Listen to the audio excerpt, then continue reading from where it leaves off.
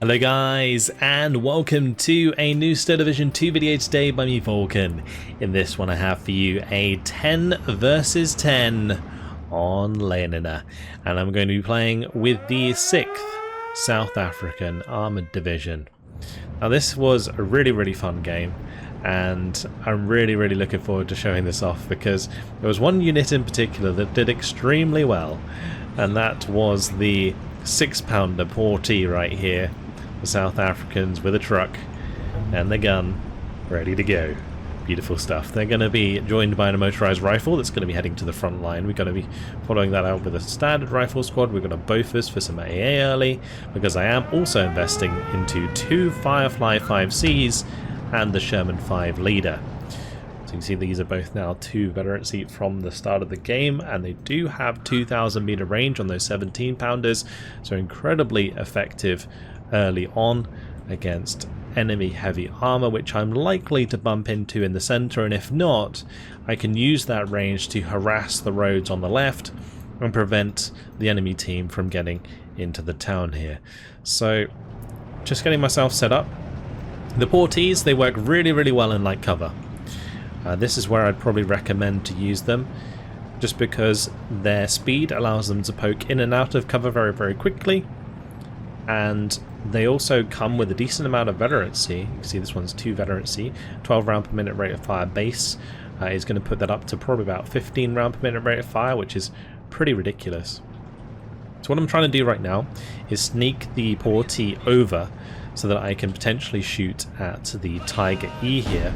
But I'm going to want to make sure that the motorized rifles are out of line of sight so that the Tiger turns towards the next target it can see, which would be the 45mm AT gun in this case. As soon as that gets close enough, it's going to start turning towards it, because it would be under threat of taking a side shot otherwise. The Fireflies meanwhile are supporting against the Panzergrens on the left, and there we go. Portee moves up, looks for the side shot, doesn't manage to find it. Second one also bouncing. The IS-1 there being the main cause actually of it turning around.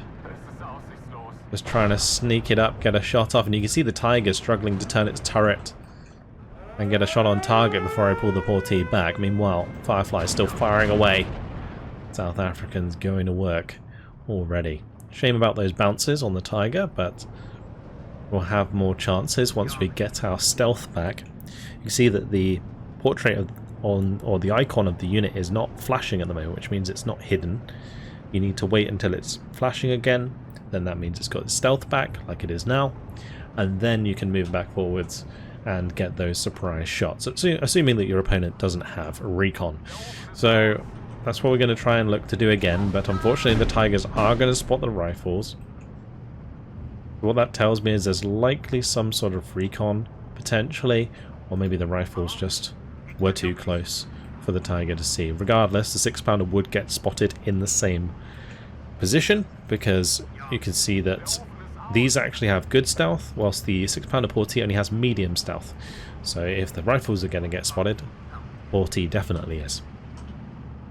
Now I'm going to be bringing up my own recon. I need to be able to see potential targets for this 6-pounder, and I need to be able to potentially see enemy recon with those scout units. I'm also going to be bringing up an M10. Gives me some indirect fire, particularly for dealing with potential places where the recon might be, like in this building for example. They could either be here, they could be in the windmill, and that's what's giving them line of sight over this center area. So I've got to try and deal with that. Unfortunately my scout car is going to get taken out, but the scouts did manage to unload in time. They're going to leave that in the past and try and get into a good position for me. Bring one over to the left hand side to accompany the Fireflies, because you can see that this area is completely unscouted at the moment. The Fireflies meanwhile, they're going to be wheeling themselves over to the right hand side so that we can maybe have a go at the Stug, but the Stug currently sitting behind this building, which is going to make it difficult for the Fireflies to get line of sight. But I do of course have the M10, so we're going to be able to ground attack this building in order to potentially kill any sort of recon that was in there, and then also maybe force the Stug to move. If the artillery is coming in, my opponent might just move them, and he doesn't really know that my Fireflies are creeping up on him here unless he's got recon in this tree line, which there is a possibility of, but I'm just kind of counting on him not necessarily having that, and at least moving the Stug should the artillery start to get a little close for comfort.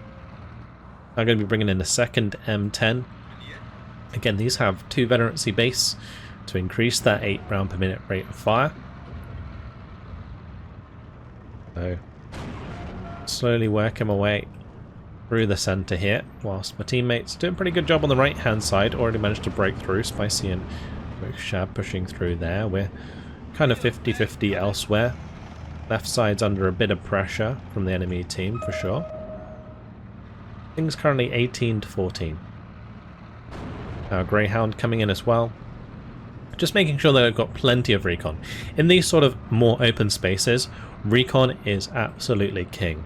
Because you do not want to move like these Fireflies forwards to here, for example, and then get side shot from something over here because you haven't spotted it yet. So M10 on its way. These both now moving up. Closer I am, the less dispersion I have, and that's very, very helpful. So just trying to get a little bit closer, move out of the position where I fired from as well. Pretty important so we don't get counter batteried. And meanwhile the Greyhound's gonna zoom on up. But the Portee still waiting to pounce. Lined up already to technically shoot the Stug, but I can't really go ahead and peek that just yet. I can see that there isn't any recon spotting my scout unit at least, because we can see the Grilla back here and the Stug. If there was a recon in one of these 2 buildings, it might actually see the scout unit, but actually so far it has not. So relatively safe potentially to move the Portee up there, use the light cover to get an ambushing shot onto the Stug. And the great thing about the rate and fire on the 6-pounder, in some cases you can actually get 2 shots off before the enemy even fires their first. So you aim, shoot, and then because you've got 15 round per minute rate of fire, you've already reloaded by the time your opponent has aimed, which can be very, very handy. Anyway, I'm going to be attacking these 2 buildings again. Again, just getting rid of the likely places that there would be recon. If I was my opponent here, the best place to put recon, if this starts to happen, is in this light cover area, because it's going to be very difficult for me to guess exactly where that's going to be. The Greyhound sort of peeks forwards here, does take a shot, which reveals it, but because it didn't get spotted before it fired, it tells me that the 6-pounder Portee can also move up and get a shot off completely unseen. So here we go. 6-pounder Portee fires away. 1 shot goes straight through. I am going to reverse because the Stug's already facing in the right direction, so it's not going to take very long to aim. The other thing I could potentially wait on here is for the artillery to get the kill, and there's always going to be a potential that one of those shots lands close enough to kill it. Last shot there coming in. Not quite. So now I'm just waiting for the 6-pounder Portee to get stealth back, and we can do that again. Nothing you can do about it unless, of course, I bounce and get pretty unlucky. But yeah, now going to be trying to break the windmill there. The Portee nudges forwards, finds the Stug kill. Really, really good. Now shifting the scout unit over to the right-hand side so we can potentially find some more targets. And what do you know? There's a tiger sat right there. So with any luck, that's going to be showing side armor, or in this case even rear armor, and we're going to maybe be able to get a shot on target. Got to be a little bit careful because my Portee is currently a lack of stealth, so I did stop it briefly. You can see we're now moving back forwards as soon as it's gone back into stealth. And here goes the first shot into the back of the tiger, right up the rear. It's starting to turn around, and boom, down it goes. 6-pounder Portee finds the kill against a tiger. Now bear in mind, he's only got 40 points. A tiger E-Fuhrer, 130. Huge kill there for the Portee. Now you've got to be really, really careful against targets like this flak, If that was within range, 750 meter range, the Portee could be in trouble because the Portee doesn't actually have any armor. So it is vulnerable to light arms fire, just like a normal AT gun would be. So you've got to bear that in mind when you use the Portee. That's why it works so well in light cover, because you can manage the range at which you engage very, very well. You can also see on the left here, I was trying to potentially engage the King Tiger, but every time I was coming forwards, it could already kind of see me. So instead of approaching on the left side here, I'm going to be trying to peek out on the right instead. And you can see my artillery is going to be hitting the buildings again where there is suspected recon. And with any luck, like my Firefly can peek up here and find a juicy side shot onto the King Tiger. But there we go again, the King Tiger immediately spotting my Firefly before it can even fire. So definitely a unit in here or in here that is spotting my tanks. But all the while, I am going to take the opportunity to push up with some motorized rifles. If I can get into this position with these infantry, there's a good chance we'll find any enemy recon that is sat there, and making it hard for me to use a 6-pounder, although the 6-pounder here, the 6-pounder Portee, already finding like a more than enough value. Stug kill, Tiger kill, huge for the 6-pounder. If that went down now, I probably wouldn't mind. We do find ourselves a machine gun. As we start to get closer, the M3A1 half-track going to be opening up onto that. However, M3A1 does go down because the Jagdpanther on the right-hand side here gets a shot in. But the M10s, the artillery conversions, they are fighting away, or firing away, sorry, constantly. To the point where I've actually used up all of the HE ammo. And these do still have the standard AP shell of an M10. So they are pretty brutal still at sort of the 1750 meter range, 45% accuracy, 130mm pen. It's pretty good. Here on the right hand side, I did manage to get a shot towards the Jagdpanther, which is huge. It is transmission damage, so I'm looking for another shot. And boom, there you go. A Jagdpanther kill for this bad boy as it wheels back. Exactly how it would be used in real life as well. Very, very cool. Just basically a way of making your AT gun super portable. And yeah, just really nice side shots here, allowing me to get some pretty expensive armor kills. Motorized rifles found their way towards these buildings as well. So we've managed to even capture our flag in the center and continue the 18-14 for our team. All the while just trying to keep an eye on the left hand side here. The King Tiger did get taken out. I believe it faced my Fireflies and then ended up getting side shot from this direction instead. So that worked out pretty nicely. And now my Firefly is going to be getting free hits towards his Panzer IV. Unfortunately, missing quite substantially. But another kill for the Portee on the right hand side, as it did manage to kill off the SDKZ-11 flak that was coming for the motorized rifles. So covering off some more units there. Also the Firefly is able to clean up the Pak 40 because the Pak 40 only has 1750 meter range compared to the 2000 of the Firefly. So all the while my scout's now going to be continuing to push up so that I can maybe see any enemy recon in this opposing tree line, but so far nothing. Gonna fall back whilst the 88 is firing at us. So now I've finally brought in a supply truck for the M10. Nice to see that the wheels move on these. For a little while when the South Africans came out, the Bedford truck wheels didn't turn. They did fix that eventually after I let them know. Bofers. Second Bofers now on the field. The hardest thing for me to deal with in the open at the moment is really just aircraft, cluster bombers, HS-129s, Me-410s, that kind of thing. They could pick off the Shermans if they have line of sight from recon, but yeah, just got to be a little bit careful. Anyway, M10's doing a good job there, just killing off the flak 38 20mm. So I don't have to worry about that one. Going to bring the Bofors all the way up to where this 6-pounder Portee is. That's actually quite vulnerable to being just bombed or rocketed from anything really that just kind of attacks this can kill it. You have to be kind of careful. Now at the back, probably wondering what that is. Like firing away. Well, we brought in the big guns, the 140mm BL 5.5 inch.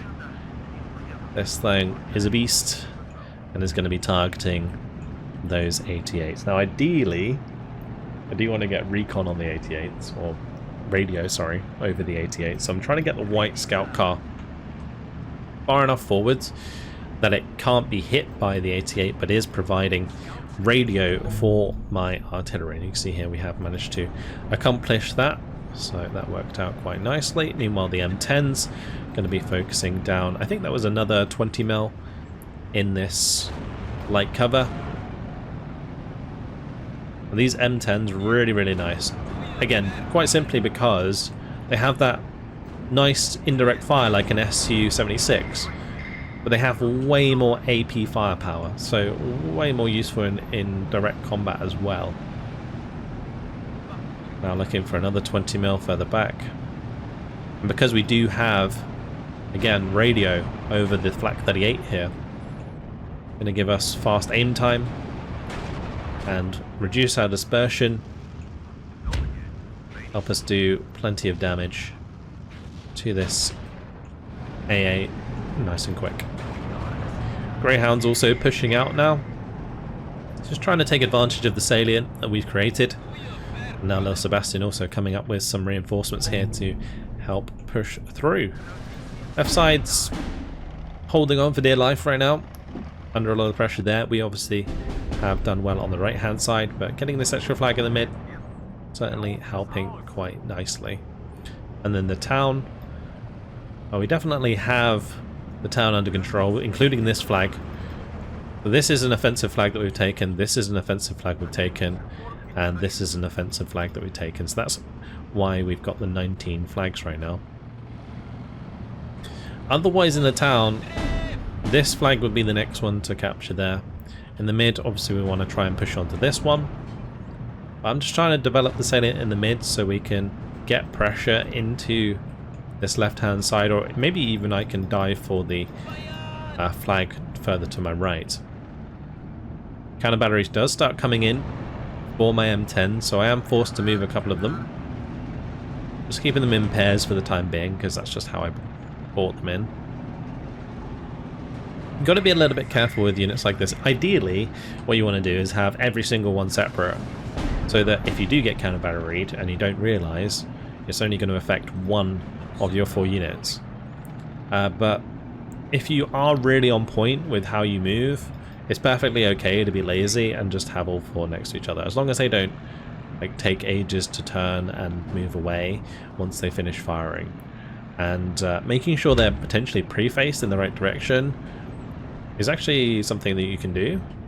So if you like hold right click and drag, you can actually set the direction that a unit will sit in. It will still automatically move its front armor based on what your opponents are, but when you're out of direct line of sight of stuff, they will just stay in that direction. And then when you right click to move afterwards, they don't have to turn or, you know, turn on the spot, whatever, before they move, and that can help you avoid counter battery a lot quicker. Anyway, my Greyhound's gonna trade for an SPW-222, that's perfectly fine. Just make sure that I get rid of enemy recon. Now Lil Sebastian coming up with those Su-152s and T-34 1944s. Our opponents in the mid are bringing in some motorcycles, which is interesting to see. Motorcycle recons, they're always something like in my deck reviews that somewhat overlook. But honestly, they do have good stealth, the same as like a normal infantry squad. And they also have very high optics and radio. So as a recon unit, they are pretty good.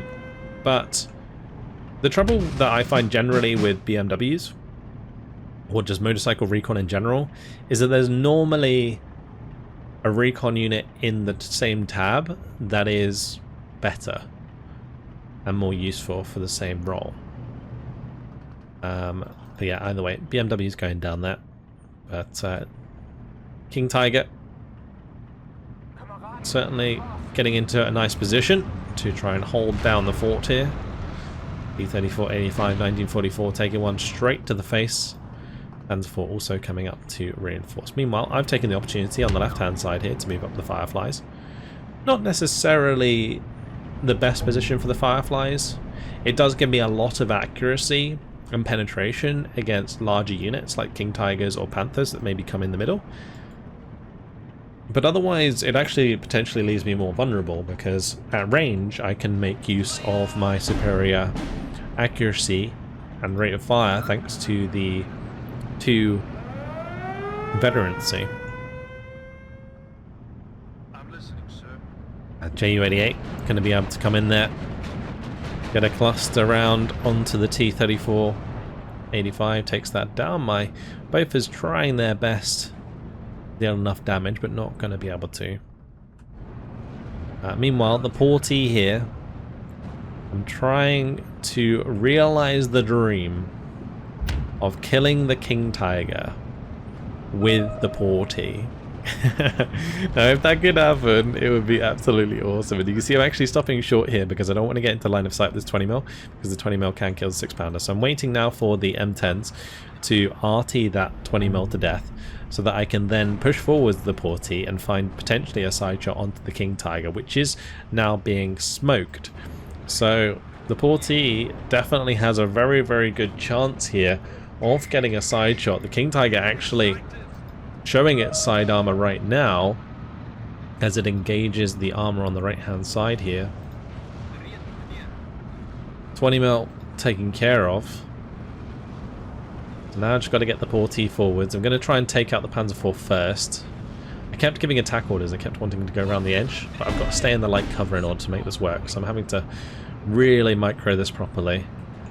And unfortunately unable to save the Su-152 just because it took a little too long to get the shot on target there. The M10's now focusing the 88. Portee's ready and waiting to engage the Panzer IV. Unfortunately, it's going to go down. I couldn't pull it back fast enough. Typhoon comes in and takes out the King Tiger anyway. The dream is dead. Imagine if I'd managed to kill a King Tiger as well. We got a Tiger, a Jagdpanther, a King Tiger would have just been the cherry on top. It really, really would have been. But no, the Portee goes down. Very, very sad times, but certainly paid itself off multiple times over. Now the Panzer IV here, coming down the road. Fireflies are going to come out of cover. Finish that off since it had already been penetrated once. Easy single shot for the Fireflies. And we're just going to recover the ground that we lost on that left side. Meanwhile on the left, I did bring up 2 Sherman 1Bs. These are 2,000 meter range HE tanks, and they were helping me deal with the units up on the edge of the tree line in there. BU-88 coming in does get thwarted by the AA, and we are even able to shoot that down because the Bofors is right next to these tanks. Now this Firefly just running for cover away from the Pak-43, really hoping that I can get out of line of sight in time. Managed to just about do so, thanks to this smoke. Now the Pak-43 is falling back, so the Firefly should be able to get into cover whilst my M10s continue to absolutely smash that as much as possible. So yeah, the dream of the 6-pounder Portee is dead, but his legend shall live on. And yeah, incredible job by the South African boys on that truck, that's for sure. Alright, Rifle is going to be continuing to push forwards. Greyhound moving into position as well. Now I'm going to be bringing in a bunch of Hurricanes, you can see on the bottom left there. Like our left side's actually collapsed entirely. But since we still control the right hand side and we're kind of pushing aggressively through the mid, it's not so bad. We're 20 to 12. in total. Just kind of waiting for my M10s to break down more of the AA here, so that I can bring in those aircraft. Because at this point, it's like, what else do I bring in? I've got my 2,000 meter range HE, I've still got 2 Fireflies. Yeah, what else do I really need? Firefly's actually directly engaging the 105 right now. Kind of risky because the 105 can one-shot the Firefly at any health. Yeah, the Fireflies, they're a medium tank, so they've got 10 health. The 105, it actually does 12 damage. I think it actually might be 10 damage, and a normal 88 does 8 damage. Regardless, the 105 can one-shot medium tanks, whilst the 88 cannot. The 105 going down, and that's a really good kill for us, because that's quite an expensive unit. Now I've got to take out this Pack 40, because it will potentially have line of sight on my Fireflies otherwise. I was bringing these Hurricanes on the right to engage some armor, but there is the King Tiger on the left, so my Hurricanes trying their best to get close, but no cigar, as the AA does force them all to fall back. AR-196 actually trying to chase with the 20mm here. Straight into my AA though. M10 smashing the Pack 40. Bofors shoot down the float plane. Marine infantry getting killed on the right hand side there. I am taking a bit of counter battery on the right hand side.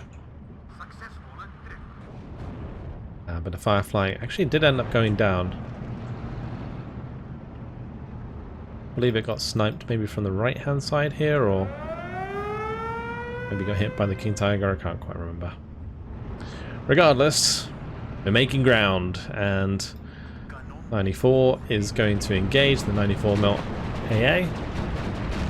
Bofors firing away. If we can shoot down the Ju-88, that'd be very, very nice indeed. With the Hurricanes back up and running, 2 of them going to be coming in again. So these ones didn't take much damage, and because they didn't drop their payload, they can actually come around again very quickly.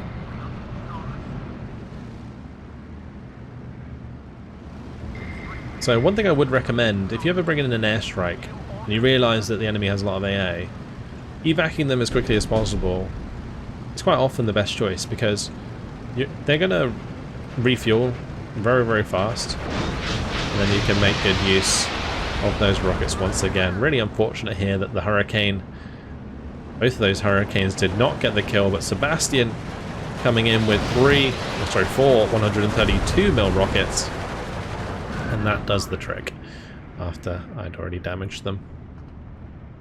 German 5 engaging enemy Panzer IV.